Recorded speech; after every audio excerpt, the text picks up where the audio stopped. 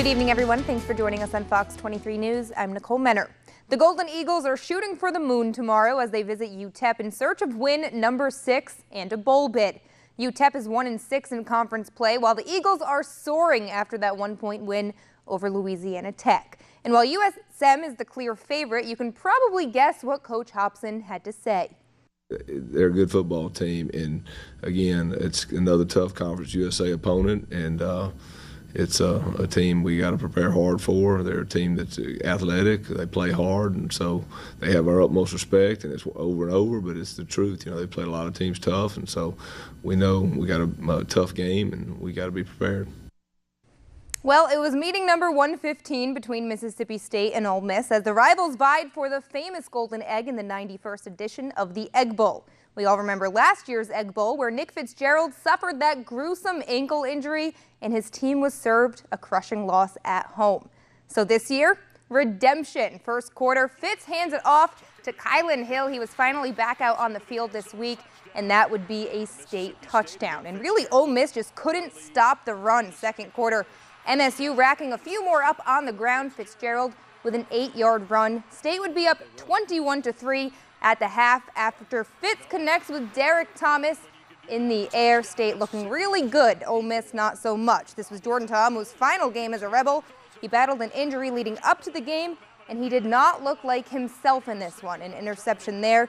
Fitzgerald would turn that into a score, and you guessed it, by running it in. Fitzgerald would finish with 117 yards on the ground, but here's where things would get a little bit chippy. Rebs down 28-3. Matt Corral taking over for Ta'amu. He finds A.J. Brown deep for the apparent 41-yard score. But what's a rivalry game without a little bit of a fight? Both benches clear. A huge scrum results in unsportsmanlike conduct penalties given to every single player on both teams. Bet you haven't heard that before. 4 players ejected and the touchdown. It would be overturned. Things getting chaotic over there in Oxford, but once it settled, State would throw one more up on the board as they went on to take the Egg Bowl 35-3. And Coach Moorhead said that the fight did not take away from his team's win. Obviously very proud of our football program, the players and coaches, challenged them on a short week to take advantage of our practice opportunities and earn the right to take the field with confidence and talk about showing our emotions without being emotional, but ultimately at the end of the day, how hard we played and how well we executed was going to determine the outcome of the game. I don't want it to devolve into that. That's not what I want it to be. I want our players to play with class. I want them to play with poise, and I was trying to get the guys off the field.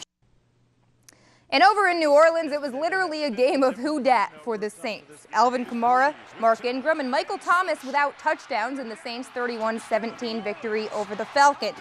Instead, Drew Brees threw 4 touchdown passes to 4 undrafted players. Tommy Lee Lewis, Austin Carr, Dan Arnold, and Keith Kirkwood had a total of 2 career touchdown catches heading into Thursday's game. And last night, they helped the Saints win their 10th straight. Will the Saints ever lose again?